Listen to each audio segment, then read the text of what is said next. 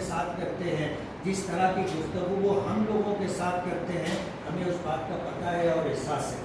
100 अच्छे काम करने के बाद अगर एक काम लोगों की मर्जी की मीटिंग है कि भाई ये जानने की कोशिश करो कि हमने 1 महीने में सिविल हॉस्पिटल में क्या काम किया, वो तफसील डॉक्टर माले साहब ने सामने रखी है। अभी आपने ये बात सुनी कि आपने 100 काम अच्छे किए, जान हथेली पर ले करके ICU में कोरोना से मुतासिर मरीजों का इलाज किया, वो इनका हिस्सा है।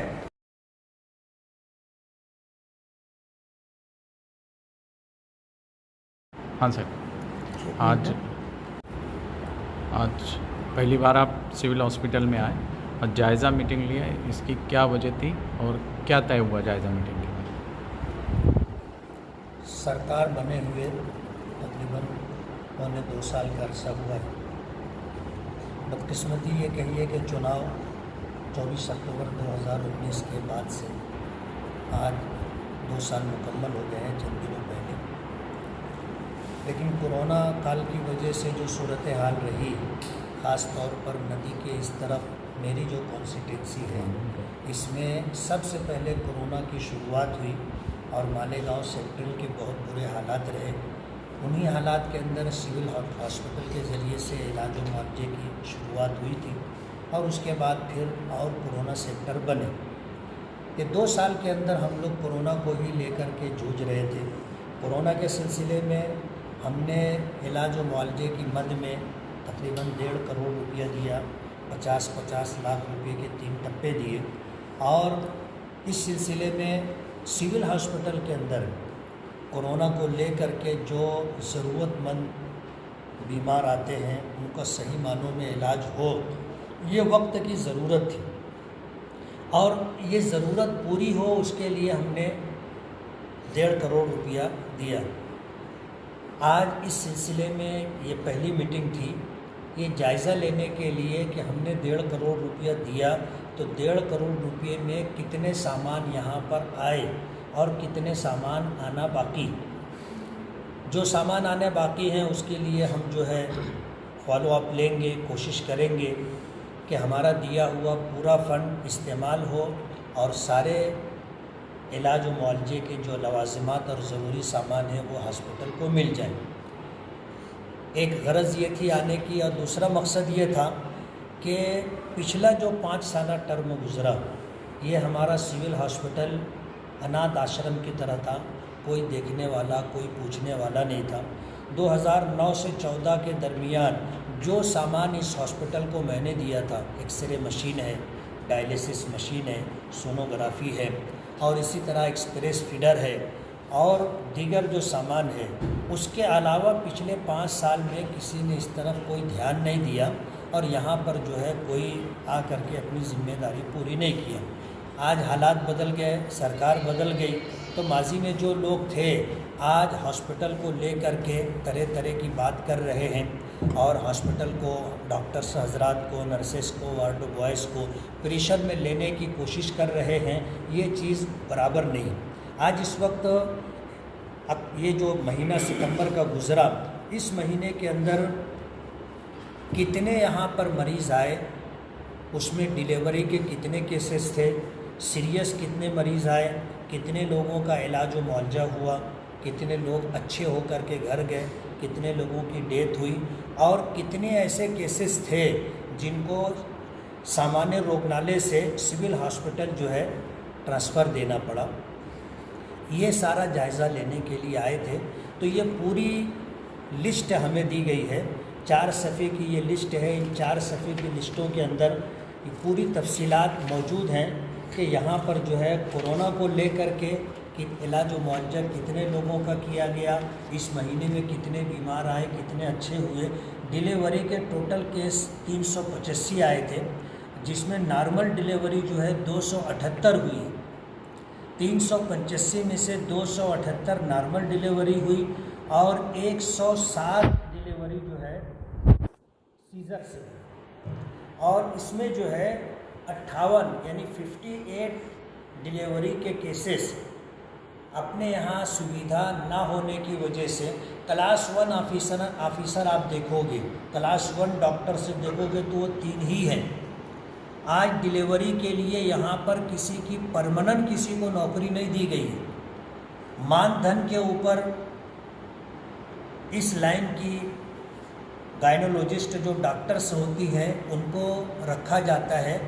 अब सिविल सामान्य रोगनालय और महिला रोगनालय इनमें 5 गायनोलॉजिस्ट हैं जो इलाज करती हैं, वो भी मानधन पर उनको यानी वक्ती तौर पर उनको बुलाया जाता है, वो आ करके इलाज व मुआवजा करके चली जाती है। ऑपरेशन करना हो ऑपरेशन कर देती है, दूसरे मामलात हो उसे देख लेती है। 5 में से एक ने जो है अलहदगी इख्तियार कर ली, 4 ही हैं। अगर 4 डॉक्टर्स ने महीने भर के अंदर 385 डिलीवरी के केसेस को हैंडल किया है तो ये कोई छोटी बात नहीं है, ये बड़ा काम है, बड़ी खिदमत है। डॉक्टर्स हजरात का ये कहना है कि किसी भी मरीज़ को जब हम रिफ़र करते हैं सिविल हॉस्पिटल की तरफ तो 4 डॉक्टरों से पहले सलाह ली जाती है, फिजिशियन हो, सर्जन हो और गायनोलॉजिस्ट जो होती है उस लाइन से।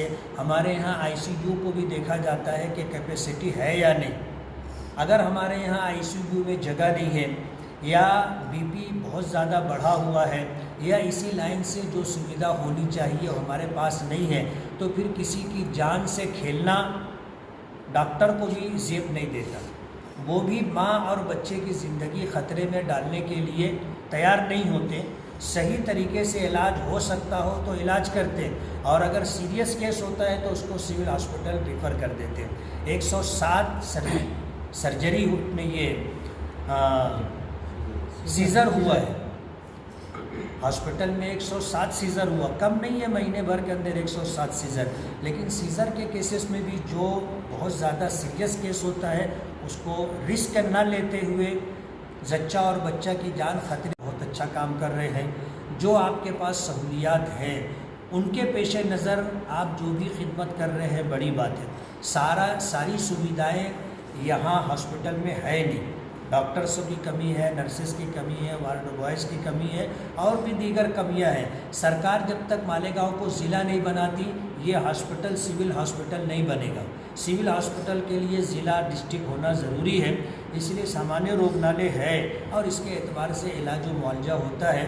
बिला वजह डॉक्टरों को बदनाम करना या हॉस्पिटल को बदनाम करना ये अच्छी बात नहीं है।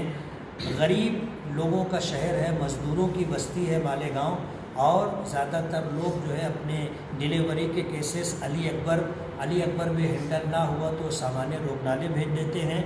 यहाँ हो गया तो ठीक है, नहीं हो सका तो फिर वो जो है सिविल हॉस्पिटल की तरफ रिफ़र करते हैं। दूसरी बात हमारे डॉक्टरों के बारे में तो कम, लेकिन डिलीवरी जो वार्ड कहिए वहाँ पर जो नर्सेस हैं उनके ताल्लुक़ से ये इल्ज़ाम लगाया जाता है कि वो पैसा लेते हैं, जो पैसा देता है उस पर तवज्जो दी जाती है। तो ये बात मैंने रखी है कि इस तरह की बात शहर में रूमर के दर्जे में है। उन नर्सेस के बारे में जो डिलीवरी वार्ड में होती हैं, गरीब ख़वातीन से पैसा मांगती है, पैसा मिले तो सही तरीके से उनका इलाज व मुआवजा होता है, वरना उन पर तवज्जो नहीं दी जाती। अगर ऐसा है तो ये बहुत बुरी बात है। पूरी सैलरी पूरा पगार तो आपको मिलता है और अगर ऐसा नहीं है तो फिर हम लोगों के लिए तशवीश की बात है कि हॉस्पिटल को क्यों बदनाम किया जा रहा है। और अगर पैसा लिया जाता है तो ये सिलसिला यहाँ पर ख़त्म होना चाहिए, बंद होना चाहिए। गरीब कोई खातून अगर इलाज व मुआवजे के लिए आती है तो उससे रिश्वत के तौर पर पैसा लेना ये बराबर नहीं है, गरीब साफ नहीं है।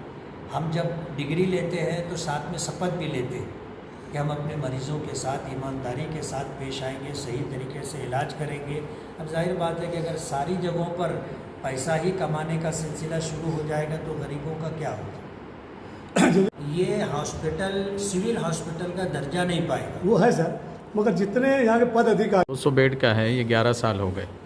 शुरू में जब सिविल हॉस्पिटल हो रहा था, यानी हम भी, आपने सुना होगा कि हम ये कहते थे सिविल हॉस्पिटल बनाया जा रहा, सिविल हॉस्पिटल बनाया जा रहा, लेकिन ज़बरदस्ती हमारे माथे जनरल हॉस्पिटल थोप दिया गया, ऐसा तो नहीं है। तो इसके लिए कोशिश होनी चाहिए। ज़िला होना ज़रूरी नहीं है, अगर 500 बेड का अगर वो कर देते और सहूलत दे देते तो भी हो जाएगा। नहीं, इस सिलसिले के अंदर तो हम लोगों की कोशिश है और आगे भी फॉलो अप लेंगे कि यहाँ पर बेड की कमी है, बेड बढ़ाए जाए। अभी 400 बेड की डिमांड इन्होंने की है, 200 बेड है, 200 बेड और होने चाहिए। और उसी के साथ जब 400 बेड होंगे तो 400 बेड के हिसाब से डॉक्टर्स, नर्सेस, वार्ड बॉयज़ और स्टाफ यानी क्लास 1, 2, 3, 4 हर जो भी वैकेंसी आज जो है वैकेंट है उसको भरना चाहिए और ऑफिसरों को तमाम जो क्लासेस है उसमें भर्ती होना चाहिए, तो ही सही मानों में इलाज और मुआवजे की सुविधा होगी। महिला बाल रोगनालय के नाम से हमारे सिविल हॉस्पिटल को एक इमारत केंद्र सरकार की तरफ से दी गई है, जिसमें 5 करोड़ रुपए का फंड रिलीज़ भी हो।